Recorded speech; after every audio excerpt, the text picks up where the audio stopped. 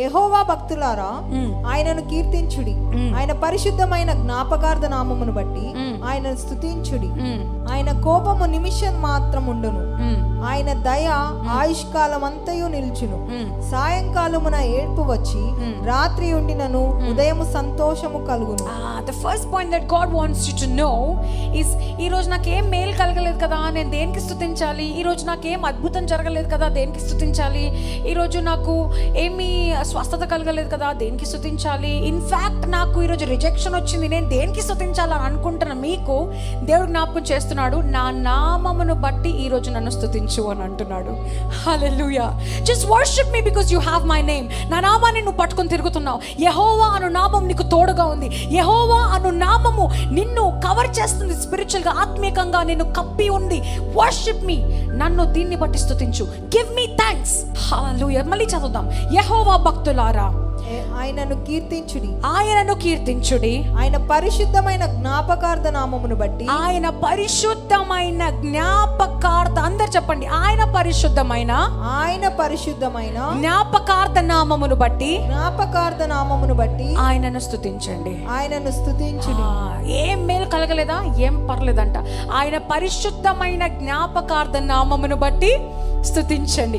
లేవగానే అయ్యా నన్ను రక్షించినందుకు నీకు స్తోత్రములు, నీ నామము నాకు కలుగజేసినందుకు స్తోత్రములు, నీ నామాన్ని ధరించుకొని తిరుగుతున్నానయ్యా, నీ నామము నాకు ఇచ్చి కుమార్తెగా కుమారుడుగా నన్ను అంగీకరించినందుకు నీకు స్తోత్రములు. Hallelujah. Just give thanks for that beautiful name. Next verse, మొదటి తెస్సలోనికీయులకు రాసిన పత్రిక 5వ అధ్యాయము 18వ వచనము. మొదటి తెస్సలోనికీయులకు 5:16-18.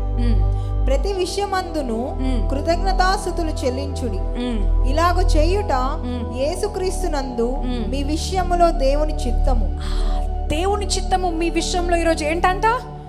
ప్రతి విషయములో. కడుపు నొప్పి వస్తుందా? అయ్యా దేనికిచ్చావో నాకు తెలియదయ్యా, దేనికిచ్చావో నాకు తెలీదు, స్వస్థపరచయ్యా, నీకు కృతజ్ఞతాస్తుతులు చెల్లించాలనుకుంటున్నానయ్యా. Just give him thanks. ప్రతి విషయములో, అనారోగ్యంగా ఉన్నా, రిజెక్షన్ వచ్చినా, బాధ ఉన్నా, సంతోషం ఉన్నా, దీవెనలు వచ్చినా, దీవెనలు రాకపోయినా, కష్టాలున్నా, కన్నీళ్ళున్నా, అన్నిటిలో ఆయనకి కృతజ్ఞత చెల్లించండి. అది దేవుని చిత్తము మీ ముందంట, మీ అందు అది దేవుని చిత్తము. అందుకే ఈ సంఘంలో నేర్పిస్తాము, ఏ ఉన్నా సరే ఆరాధించడం మాత్రం మానద్దు. ఆశీర్వాదాల కోసం కాదు, ఆశీర్వాదకరంగా ఉన్న దేవుణ్ణి ఆరాధిద్దాము. యెహోవాయే మనకి దీవెనకరము.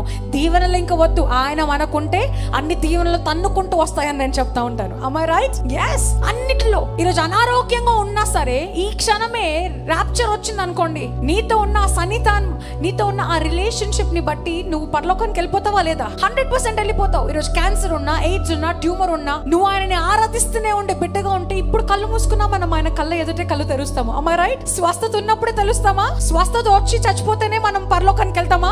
ఏ స్థితిలో చచ్చిపోయినా ఆయన బిడ్డలముగా ఆయన కళ్ళ ఎదుట కళ్ళు తెరుస్తాం. అందుకే ఆశీర్వాదాలంట పరిగెత్తకండి. ఆయన నన్ను ఆశీర్వదించు, అప్పుడు సంఘానికి వస్తాను. ఆయన నన్ను ఆశీర్వదించు, ఉపవాసం ఉంటాను.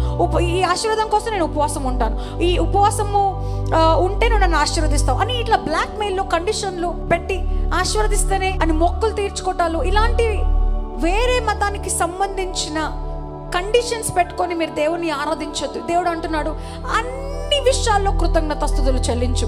ఈరోజు నీ జీవితంలో తుఫాన్లు ఉన్నాయా, కన్నీళ్ళు ఉన్నాయా, వేదనగా ఉందా, రక్షణ లేదా నీ కుటుంబంలో, ఎంత ప్రార్థించినా అయ్యా ఈ ప్రార్థన ఎందుకు వినట్లేదు అయ్యా అని అనుకుంటున్నావా, అయినా కృతజ్ఞతాస్తుతులు చెల్లించు. ఆమేన్.